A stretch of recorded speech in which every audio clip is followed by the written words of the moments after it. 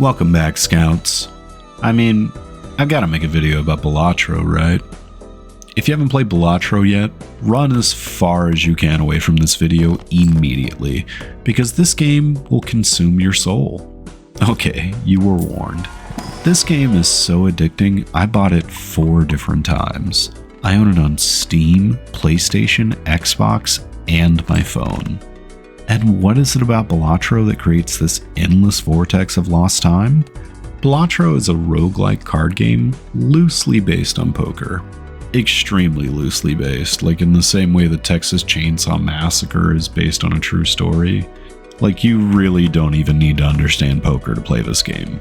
It certainly will help you if you come in with poker knowledge, as you still need to know the rankings of hands, but this game has all of that information built into it already. Balatro is fully equipped to teach you how to play Balatro all on its own. Now, each blind of Balatro provides you with a set number of hands and discards. You must score the required amount of points for that blind before running out of hands to play. Score is calculated via an equation of chips earned per hand, represented by this blue box, times your score multiplier, represented by this red box. Score is calculated left to right in this order, which means your jokers up top need to be placed strategically in that same order left to right. Jokers which add chips should be calculated first on the left side, and jokers which add multiplier should be calculated last on the right side. This will allow you to earn the optimum point total possible every single time.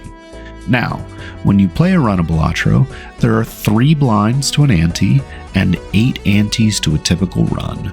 The 3rd blind on each ante is a boss blind, which adds a unique temporary challenge you must survive to make it to the next ante.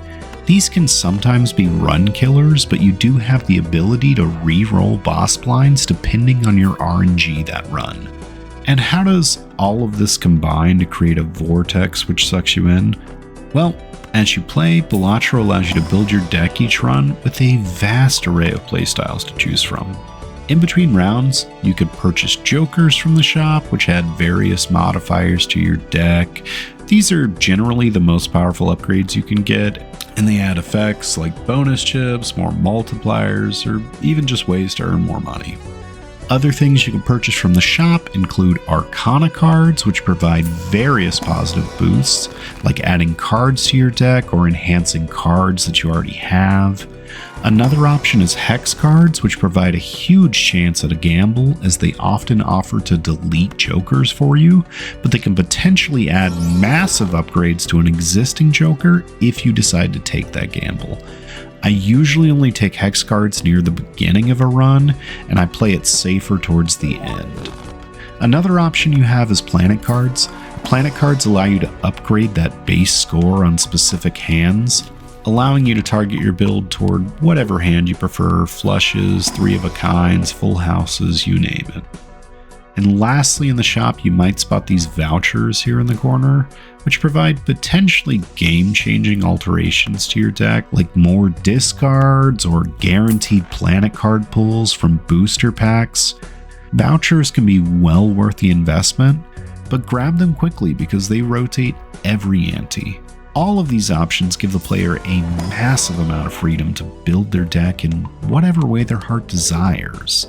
By leaning into the roguelike nature, where no 2 runs are ever alike, the game happily becomes this endless loop of content, dragging the player, kicking and screaming back for more. The highs of a good Balatro game are so addicting that even when you're at your lowest with the game, you often find yourself craving another go at it.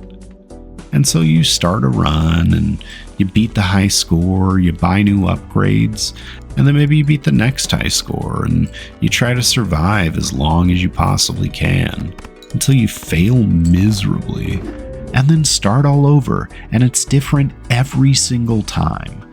Just when you're about to hop off the day, you think, maybe I'll just do one more, you know?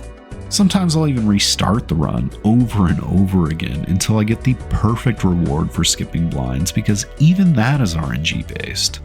You will continue to find new ways to play this game for dozens, if not hundreds of hours.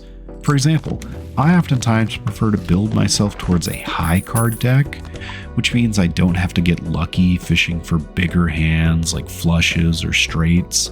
But if I can't get a good high card build going, I'll just happily pivot to whatever build Balatro decides to throw my way instead. And depending on the deck you play with, you may prefer trying out new builds anyways. The Abandoned deck, for example, starts with no face cards in the deck, meaning every card there has a higher probability of appearing now, and that gives you greater chances for straights to appear. Building towards straights with the Abandoned deck just makes sense, as it will enhance the qualities which already exist in that deck. But it's not without drawbacks. You would want to avoid jokers, which reward face cards, because you would never trigger them unless you pick up more cards intentionally, which would hurt your probability for the straight build anyways. Similarly, the Checker deck is missing 2 of its suits, and instead has 26 spades and 26 hearts, making this deck uniquely powerful for a flush build. You are twice as likely to catch flushes with that deck, and you can buy jokers and planet cards to plan towards those flushes as a result. And while you may have your preferred method of building each and every deck, this game does a fantastic job of forcing you to improvise outside your comfort zone all the time with a notoriously frustrating RNG curve. But it's an endless circle like that by design, because the game contains more content than we probably even deserve for its price point.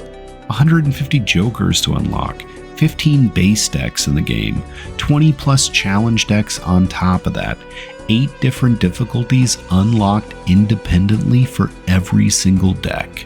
And when you still can't get enough, there's an endless mode that you could play forever.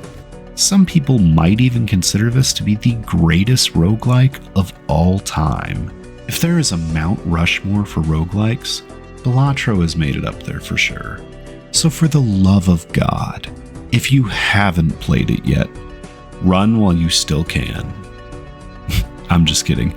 Please buy this game and enjoy one of the most ingenious examples of game design I've seen in my entire life. We are not worthy of your blessings, Balatro. You're so good. Thank you so much for watching. If you enjoyed this video, make sure to subscribe to the channel to stay updated on everything I'm playing, and drop a comment down below on suggestions for games you'd like to see me talk about in the future. And I will catch you in the next one, Scouts.